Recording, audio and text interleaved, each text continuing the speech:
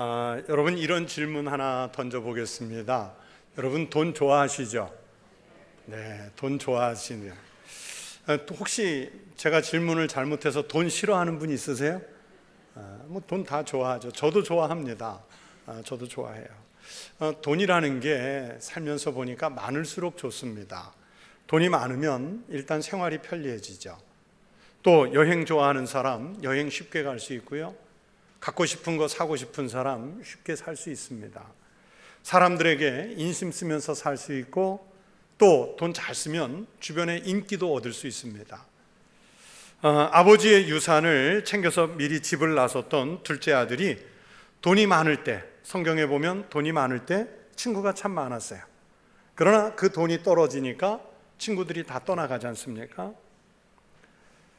반면에 돈이 없으면 없을수록 불편해집니다. 생활도 불편하고 사회적인 혜택을 누리기에도 한계가 있고 사람들에게 가난한 채로 다가서는 것도 썩 내키지 않을 때가 있습니다.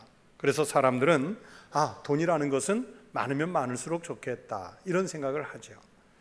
그런데 그렇게 많으면 좋을 것 같은데 오늘 성경 디모데전서 6장 10절 짧은 이 본문 말씀에서 돈을 사랑하는 것이 1만 악의 뿌리가 된다. 1만 가지 악의 뿌리가 된다고 말씀했어요. 그런데도 이렇게 물질이 풍요한 시대에 사는 현대인들이 돈을 얼마나 사랑하는지 모릅니다. 돈 때문에 그 형제 우애 간에 을 끊습니다. 친구 간에 의리도 끊습니다. 돈 때문에 거짓말도 하고 몇 푼의 돈을 갈취하기 위해서 사람을 살해하는 것도 서슴지 않습니다. 돈 때문에 인륜을 저버리는 그런 행위도 서슴지 않는 그런 일들도 우리가 주변에 많이 목격을 합니다. 뉴스를 보거나 신문을 읽다가 보면 나오는 기사 중에 정말 돈 때문에 벌어져서 화가 나는 일들이 있습니다. 예를 들면 이런 거예요. 자식을 버리고 떠난 부모가 나중에 이제 자식에게 큰 사고가 있어서 그 자식이 사망사고에 이르게 됐는데 그러면 보상금이 나올 것 아닙니까? 사고 때문에 보상금이 나오는데 그러면 그때서야 자식 버리고 갔던 거 잊어버리고 부모라고 나타나서 친권을 주장하면서 그 보상금을 자식 사망 때문에 나온 보상금을 가로채가는 그런 일들이 종종 있습니다. 제가 종종이라고 표현을 했습니다. 이런 거예요. 몇 년 전 아주 유명한 아이돌 가수였던 구하라라고 하는 연예인이 가수가 좀 안타깝지만 극단적인 선택을 해서 세상을 떠났습니다. 그런데 유명한 연예인이 됐다 보니까 이 구하라 씨가 가지고 있었던 재산이 꽤 있었던 것 같습니다. 그러자 뉴스를 보고 9살 때 그 구하라 씨 자식을 버리고 떠났던 친엄마가 나타나서 부동산 재산의 절반을 요구한 거예요. 유족들에게. 민법에 의하면 친부모가 요구할 수 있는 권리가 있지만 자식을 그렇게 어렸을 때 버리고 간 사람이 자기의 몫을 부모의 몫을 챙겨 받겠다는 이 기사가 사회적으로 큰 파장을 불러일으켰어요. 그래서 그렇게 자식 버리고 갔다가 뒤늦게 나타난 부모에게는 재산을 주지 말자 하는 법을 만들자고 청원을 하게 됐는데 그 법 이름이 구하라법이에요. 그 가수의 이름을 따서 구하라법이에요. 천안함 폭발 사고 때 희생당한 장병 중에도 남매를 버리고 간 엄마가 있었는데 이 천안함 정말 안타까운 사고지 않습니까? 그런데 거기에 죽은 병사 중에 엄마가 28년 만에 나타나서 아들이 죽은 후에 국가로부터 나온 보상금 1억 5천만 원을 가로챘어요. 또 그 천안함 장병들을 안타까이 여기는 마음으로 국민들이 성금을 보냈지 않습니까? 그런데 그 병사의 유족에게 주어진 보상금 중에 국민 성금의 2억 원을 28년 만에 나타난 그 부모가 가져가 버렸어요. 한바탕 난리가 났죠. 최근에는 선원이었던 아들이 사고로 죽고 보상금이 나왔는데 친모가 몇 년 만에 나타나는 줄 아세요? 54년 만에 나타나서 아들의 사망보험금을 찾아가 버렸어요.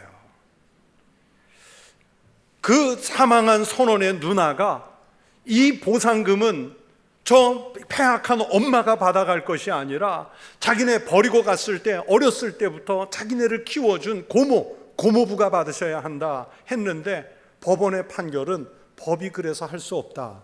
그러면서 그 54년 만에 나타난 친모가 가져갔어요. 그래서 국민들이 이 구하라법을 빨리 국회에서 제정하라고 난리를 치고 있는데 국회는 발의만 해놓고 아직도 법을 제정 못하고 이름만 붙여놨어요. 여러분, 제가 지금 특정한 분야 몇 가지 예를 들어서 말씀을 드렸는데 여러분, 돈과 관련한 비열한 일이 비단 이런 경우들 뿐이겠습니까? 돈 앞에 비굴해지는 사람, 돈 앞에서 치사한 사람, 돈 앞에서 거드름 피우는 사람, 돈 이런 것이요 사람을 그렇게 무섭게 만들어버려요. 이 돈을 사랑하다가 일만악을 행하는 거지요. 물질 만능 사상이 오늘날 현대인들의 정신을 그렇게 병들게 하고 있습니다. 여러분, 물질이 만능이 아니에요. 의학이 발달되었다고 하지만 돈으로 우리가 모든 병을 고칠 수 있는 것 아닙니다. 돈이 있다고 죽은 사람 살려내는 것도 아니고요. 그래서 서양 격언에 이런 말이 있습니다. 돈으로 좋은 집을 살 수는 있지만 행복한 가정을 살 수는 없다. 돈으로 좋은 침대를 살 수는 있지만 단잠을 살 수는 없다. 돈으로 좋은 음식을 사 먹을 수는 있겠지만 건강까지 살 수는 없다. 참 정확한 말이지요. 여러분, 돈을 가지고 하지 못하는 것이 얼마든지 있는데, 그런데 너무 많은 사람들은요 이 돈을 만능으로 생각하기 일쑤입니다. 물질 만능 사상을 가진 사람들은 이 물질을 이제 사랑하고 좋아하는 단계를 넘어서 신으로 만드는 거예요. 물질이란, 돈이란 사람이 살아가는데 수단은 될지언정 그게 목적이 돼서는 안 되는 거지요. 그러나 현대인들은 돈만 있으면, 돈만 많으면 무엇이든지 할 수 있다는 이 잘못된 생각으로 물질을 신격화해 버렸습니다. 그래서 이것을 황금 만능주의, 이것을 성경에서는 우상 중에 만몬, 돈으로 상징되는 만모니즘이라고 말합니다. 여러분, 만몬 우상이 우상 중에서 제일 크고 이 만몬 우상이 이 유혹이 제일 강합니다. 다른 우상은 어떻게 하든지 좀 독한 마음 먹으면, 마음 세게 먹으면 무슨 수를 써도 끊어낼 수 있을 것 같은데, 그런데 이 만몬 우상, 돈 우상이라는 것은 끊어내기가 죽기보다 어렵습니다. 이 우상을 벗어나야 하나님을 믿는 신앙으로 재물을 관리하게 됩니다. 하나님께서 천지를 창조하시고 우리 인간에게 그것을 관리하라고 맡기신 것은 우리에게 필요한 것을 적절하게 사용하시라는 의미로 맡기신 거예요. 그런데 필요한 것을 적절히 사용하는 것이 아니라 오히려 그 피조물에 우리가 지배당하고 노예가 돼서 물질에 꼼짝없이 잡혀서 사는 그런 존재가 점점 그렇게 돼가고 있지 않습니까? 돈만 된다면 물불을 가리지 않는 사람들이 많아요. 이익만 남길 수 있다면 수단과 방법을 가리지 않습니다. 양심도 버립니다. 의리도 버립니다. 상식에 어긋나는 행동도 서슴지 않고 행합니다. 그렇게 되면 사람이 물질을 사용하는 것이 아니라 오히려 돈이, 물질이 사람을 사용해 먹어요. 그렇게 되면 죽음이 오는 거예요. 여러분, 예수님의 12제자 중에 가룟 유다가 돈을 사랑하다가 그 돈 때문에 죽은 아주 대표적인 경우 아니겠습니까? 겨우 은 30냥이 탐나서 죄도 없으신 자기 선생님 예수님을 팔아버렸어요. 유다는 그 은 30냥이 예수님보다 더 좋았습니다. 오늘 본문 말씀대로 돈을 사랑한 유다는 그 돈에 의해서 찔려 죽은 거예요. 돈을 사랑하면 그게 찌른다고 그러잖아요. 결국 그 돈이 가룟 유다를 죽인 거예요. 돈을 사랑한 사람이 얼마나 비참한 상황을 맞게 되는지를 가룟 유다가 성경에서 보여줍니다. 예수님을 믿고 예수님을 사랑하고 예수님을 섬겨야 하는데 물질의 노예가 되었다가 그만 결국 사망에 이르고만 경우입니다. 오늘 여러분 본문 짧은 성경 말씀인데 디모데전서 6장 10절에 이 본문 말씀을 보시면 돈을 지나치게 사랑하면 믿음에서 떠나게 된다고 말씀하셨어요. 그리고 돈을 사랑하는 것이 일만 악의 뿌리가 된다는 말씀도 했습니다. 여러분, 돈 참 좋은 거라고 하는데 왜 돈을 사랑하는 것이 일만 가지 악의 뿌리가 된다고 말씀했을까요? 벵겔이라고 하는 신학자는 오늘 본문을 주석하면서 믿음이라고 하는 것, 우리가 하나님을 믿는 믿음이 1만 가지 선의 뿌리가 된다고 해석을 했습니다. 그런데 돈을 사랑하다 보면 오늘 본문의 말씀대로 믿음에서 떠나게 돼서 믿음을 파괴하게 된다는 거예요. 1만 가지 선의 뿌리가 되는 그 믿음이 깨지기 때문에 반대 현상이 일어나서 믿음 없이 돈만 사랑하면 1만 가지 악의 뿌리가 된다고 벵겔이라는 신학자는 오늘 본문을 그렇게 해석하신 거예요. 여러분, 물질이나 돈이 만능이 아니라 믿음이 만능인 줄로 믿습니다. 기도가 만능이에요. 예수님은 믿는 자들에게는 능히 하지 못할 일이 없다 말씀하셨습니다. 또 야고보는 믿음의 기도는 병든 자를 고친다 말씀했잖아요. 사도 바울은 내게 능력 주시는 자 안에서 내가 모든 것을 할 수 있느니라 말씀하셨어요. 즉 믿음의 힘이 선한 능력의 근원이라고 말씀하신 것입니다. 그러니까 믿음이, 기도가 만능이지요. 왜냐하면 전능하신 하나님의 힘을 받아서 능력을 행사할 수 있게 되기 때문입니다. 그런데 우리는 전능하신 하나님의 능력보다 돈의 능력에 기대고 있기 때문에 인생에 힘이 없는 거예요. 신앙생활하며 기도하는데 그 기도에 힘이 없는 거예요. 신앙의 능력이 나타나지 않는 거예요. 여러분, 오해하지 마십시오. 목사님이 오늘 우리에게 말씀하시는 것은 그러면 돈 벌지 마라, 돈 필요 없다, 돈 없어도 된다, 그 말씀하시려나? 아닙니다. 우리가 인생을 사는데 돈이 필요 없다는 게 아닙니다. 사람이 사는데 의식주가 기본적으로 필요하지요. 의식주는 물질이지 않습니까? 곧 돈과 관련된 것들입니다.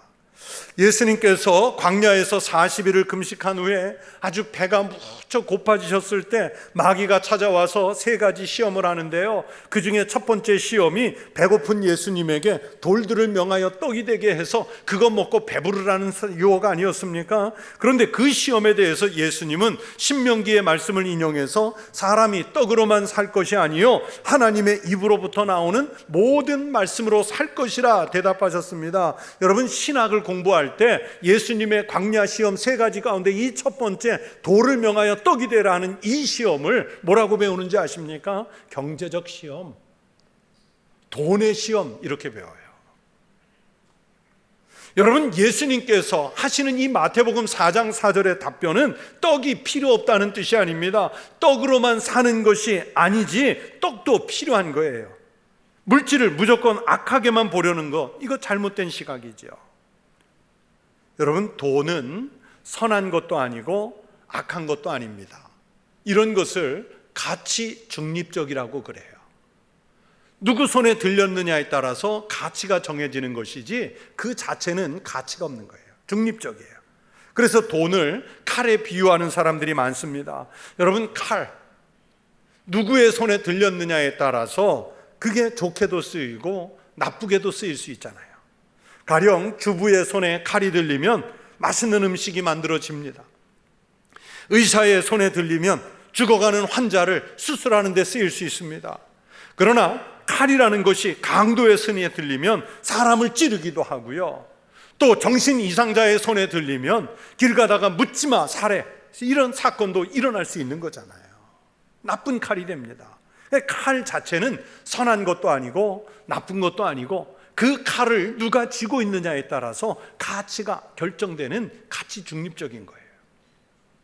그런 것처럼 돈도 그렇습니다. 나쁜 마음을 먹은 사람이 돈을 나쁘게 쓰면 그건 나쁜 돈이 되는 거예요. 선한 사람이 선한 곳에 잘 사용하면 좋은 돈이 됩니다. 세상에 있는 돈이지만 하나님 영광을 위해서 영적으로 쓰면 그 돈은 영적인 기능을 하는 거예요. 그래서 히브리서 13장 5절에서도 오늘 비슷한 말씀으로 돈을 사랑하지 말고 있는 바를 족한 줄로 알라 말씀하셨어요. 여러분, 사람의 욕심 끝이 없지 않습니까? 가지면 더 가지고 싶어 합니다. 아무리 많이 가져도 욕심이 있는 한 만족이 없습니다.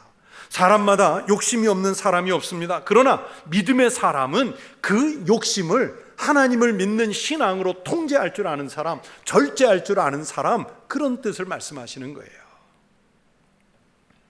앞에서 자식이 죽은 보상금을 가로채가는 나쁜 부모들 얘기를 했는데, 또 이번에는 돈을 거절한 아주 유명한 수학자 얘기가 있습니다. 이분은 신문에 가끔 나오는 분인데요, 러시아의 유명한 수학자 중에 그레고리 페렐만이라는 분이 있어요. 미국의 클레이 수학연구소라는 곳에서 인류가 풀어내지 못한 수학 문제 7가지, 이걸 7가지 난제라고 하는데, 이것을 풀면 한 가지마다 100만 불, 그러니까 요즘 우리 환율로 말하면 14억 원의 보상금을 주겠다고 그러면서 7가지 문제를 냈어요.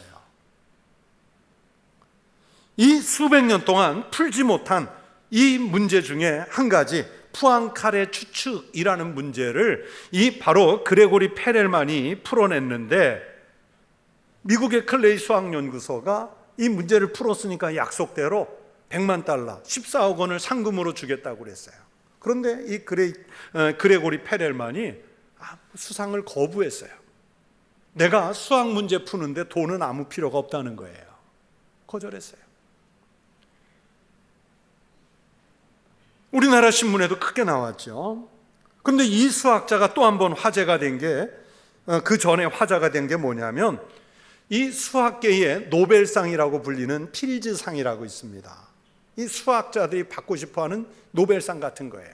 그런데 2006년에 이 그레고리 페렐만이 필즈상 수상자로 결정이 됐는데 상을 거절했어요. 이 필즈상 역사상 이 필즈상을 거절한 유일한 최초의 학자예요. 그러면서 상금도 거절했어요. 왜냐하면 내가 똑같은 대답이에요. 수학 문제를 푸는데 상 받았다고 더 잘 풀고 상 안 받았다고 못 푸느냐? 필요 없다는 거예요. 상금도 필요 없다는 거예요. 그래서 저는 이분이 신문 기사 나왔을 때마다 야, 이거 대단하다. 나 같으면 일단 바꿔봤을 텐데 그 다음 문제는 나중에 생각하고. 그런데 그렇잖아요, 여러분. 수학 문제 푸는데 돈이 많으면 더 잘 풀고 돈이 없으면 못 푸나요? 이 그레고리 페렐만의 말이 맞아요. 여러분, 탈무드에 이런 말이 있습니다. 누가 참 지혜로운 사람이냐? 모든 일에 배우는 사람이다. 누가 참 강한 사람이냐? 자기를 제어하는 사람이다. 누가 참 부자냐? 자기의 것에 만족하는 사람이다. 유대인들이 자기 자녀들에게 가르치는 탈무드예요. 아무리 많이 가져도 만족하지 못하는 것은 욕심 때문이지요. 많이 갖고도 만족하지 못한다면 그 사람은 여전히 가난한 사람입니다. 그러나 조금만 가졌어도 만족할 줄 알고 욕심을 줄였다면 그 사람이 부자인 거예요. 사람이 마음에서 일어나는 욕심을 지배하지 못하면 욕심이 반대로 그 사람을 지배해서 욕망을 드러내게 되고, 오늘 성경의 말씀처럼 믿음에서 떠나게 되고, 그러다 보니까 악한 것이 사람을 찔러서 결국 죽음에 이르게 만드는 그 역할을 하는 거죠. 여러분, 일확천금을 꿈꾸는 사람들이 많습니다. 복권 사는 사람들이 아마 그런 경우일 거예요. 그건 아주 잘못된 거예요. 돈은 정당한 방법으로 벌어서 정당한 곳에 잘 사용해야 합니다. 그게 성경의 법칙이에요.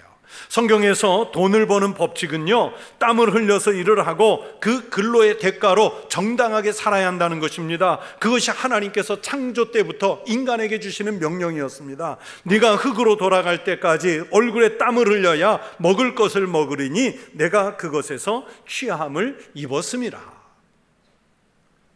우리나라에 개같이 벌어서 정승같이 쓴다 하는 속담이 있는데, 사람들은 그게 돈 잘 쓰는 참 좋은 속담인 줄로 아는데 전혀 그렇지 않아요.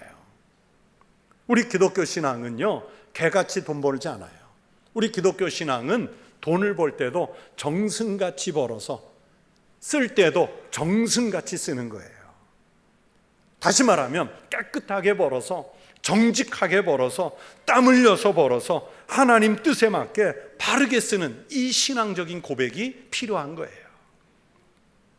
노력하지 않고 땀을 흘리지 않고 버는 불로소득은 결코 좋은 것이 아닙니다. 가난해도 옳게 살고 바르게 살아야 사람다운 사람입니다. 옛날 사람들은 청빈을 사랑했습니다. 가난해도 깨끗하게 살고자 했습니다. 부자이면서 깨끗하게 살 수 있다면 더 좋겠지만 그렇지 못하다면 차라리 없이 깨끗하게 사는 게 이게 그리스도인다운 모습일 수 있어요. 여러분, 그렇다고 해서 일부러 가난하게 될 필요는 없습니다. 물질이 있으면 편리하고 없으면 불편하지요. 그러나 정당한 방법으로 열심히 일해서 거기에 맞는 깨끗한 부자만 될 수 있다면 그건 참 좋은 일이지요. 마태복음 19장 24절에서 예수님이 이를 말씀하셨어요.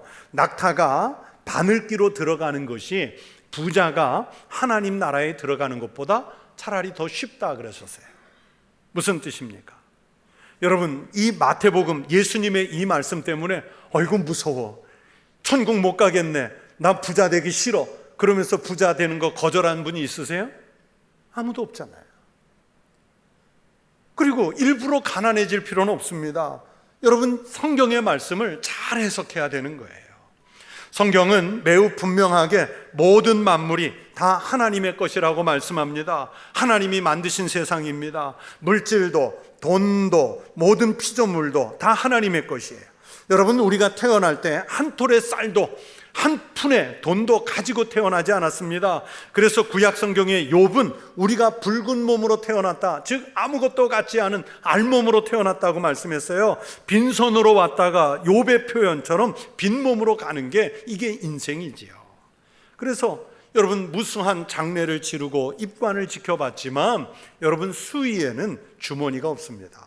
여러분 인생 마지막에 입는 그 옷에는 주머니가 없단 말이에요. 넣어갈 게 없다는 얘기입니다. 수백억, 수천억을 가진 사람도 다 하나님이 우리에게 맡겨주신 것을 관리하는 것이지 내 것이 아니에요. 성경은 그것을 청지기라고 표현을 했어요. 여러분, 청지기는 주인의 것을 관리하는데 하나님이 우리에게 일정한 부분을 맡겨서 청지기 했다는 것은 우리로 하여금 하나님의 것을 관리하게 맡겨주셨다는 얘기예요. 그런데 사람들은 그것을 모릅니다. 하나님이 맡겨주신 것을 그 자기 건 줄로 알아요. 예를 들어서 10억의 재산을 가진 사람이 그게 자기 것이 아니고 하나님의 것이라는 인식이 있어서 자기는 청지기, 관리기라고만 생각하면 여러분, 그 사람은 자기 것이 없기 때문에 자기는 가난하고 대신 하나님의 것이기 때문에 주인의 뜻대로 하나님 뜻에 맞춰 쓰려고 하면 그는 훌륭한 청지기예요. 반면에 100만 원 가진 사람이 그건 자기 것으로 알면 그 사람은 이미 세상에 자기의 부를 가진 거예요. 그 사람은 자기 것이기 때문에 자기 마음대로 쓰려고 하겠죠. 그러면 죄인의 성품을 가진 우리가 그 돈을 정직하게 깨끗하게 쓰는 것보다 일만하게 뿌리로 만들어버리는 거예요. 그래서 천국에 못 간다는 거예요. 10억을 가지고도 자기 것이 없는 사람보다 100만 원 가지고 자기 것을 내세우는 사람이 더 교만하게 쓸 수 있어요. 이런 청지기 신앙이 없는 사람이 천국 가는 것이 어렵다, 낙타가 바늘기로 지나가는 것보다 어렵다, 예수님이 말씀하신 거예요. 여러분, 여러분이 가진 것이 누구 것입니까? 여러분, 하나님의 것을 갖고 계십니까? 내 것을 갖고 계십니까? 그것이 재물이든지 시간이든지 건강이나 생명이든지 여러분은 누구 것이라고 여기면서 사십니까? 우리는 많은 경우 내 것이라고 여기기 때문에 내 마음대로 사용하려고 하고, 내 것이라고 여기기 때문에 나 때뿐만이 아니라 내 자녀, 내 후손들에게 신앙유산보다 재산 물려주는 것, 돈 물려주는 것에 더 혈안이 돼 있을 때가 많지 않습니까? 여러분, 자식이 땀 안 흘리고 살게 해주는 게 이게 부모 사랑의 최고인 줄로 아주 우리가 착각할 때가 있어요.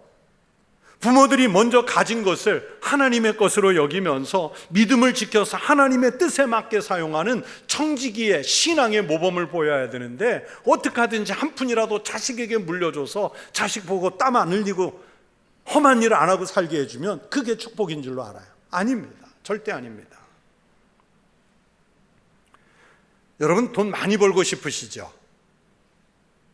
글쎄, 제가 벼락부자는 아니라도 평생 살면서 돈 걱정하지 않고 살아갈 비결을 제가 배웠습니다. 저희 집 얘기를 해서 죄송한데 두 아이가 뭐 꼭 목회자 자녀여서가 아니라 정말 11조 생활을 잘합니다. 11조 생활을 얼마나 잘하는지 몰라요.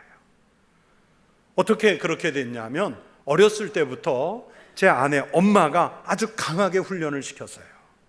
11조를 했는지, 용돈부터 시작해서 11조를 했는지 늘 체크를 해가지고 아직 미처 안 드렸으면 빨리 드리라고 독려하고, 잘 드렸으면 정말 잘했다고 칭찬하고, 어떤 때는 11조보다 더 큰 상금을 쓸 때도 있어요. 11조 잘하면 하나님이 이렇게 상을 준다는 걸 가르치는 거예요. 그러면서 그때마다 아내가 아이들에게 축복해 주는 말이 있어요. 여러분, 11조 잘한다는 얘기가 아니라 이 말을 하려고 말씀을 드린 거예요. 하나님 앞에서 11조 생활 잘하고 있으니 하나님이 복을 주셔서 너희들 평생에 돈 걱정은 안 하고 살게 하실 거다.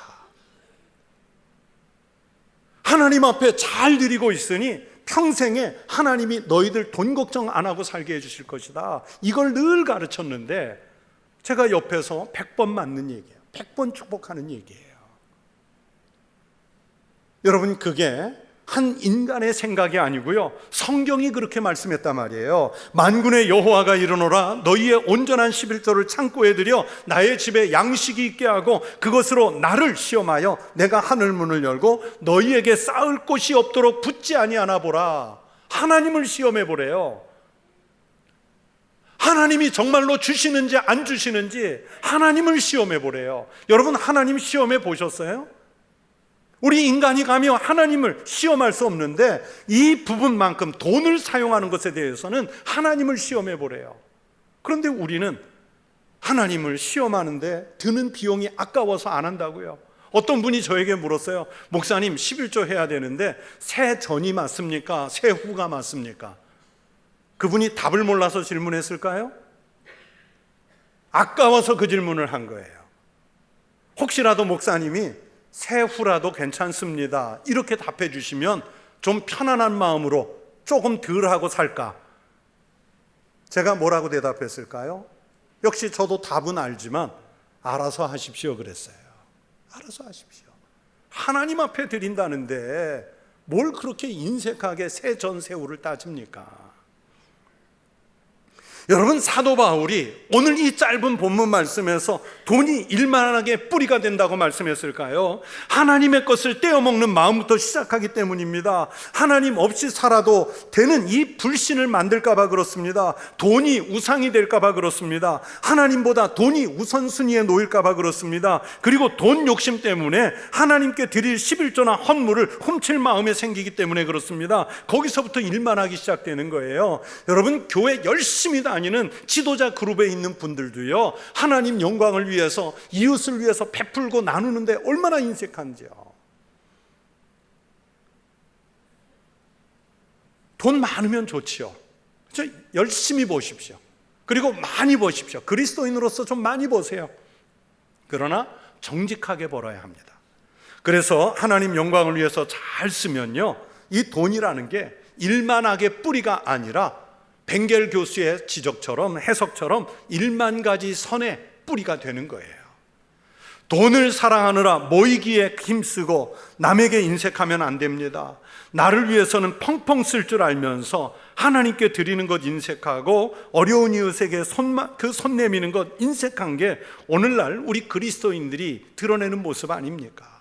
여러분, 그렇게 돈이 인생 중심을 차지하는 가치관이 돼서는 안 됩니다. 여러분은 얼마만큼 가지고 계십니까? 가지고 있는 것이 악의 뿌리가 되지 않게 하십시오.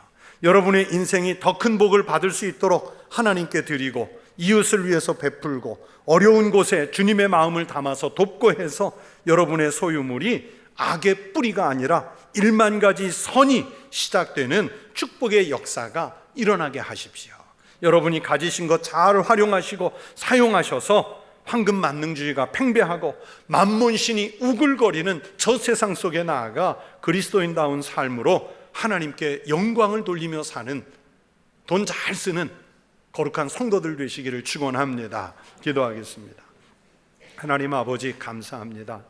저희들 하나님께서 주신 모든 소유물의 청지기로서 하나님 영광을 위해 또 베풀어야 할 이웃들에게 나누어야 될 우리의 형제 자매들에게 하나님이 주신 것을 잘 베풀고 나누고 관리할 수 있게 하여 주시옵소서. 그래서 청지기로 살아 오직 하나님께만 영광되게 하여 주시옵소서. 예수님 이름으로 기도하옵나이다. 아멘.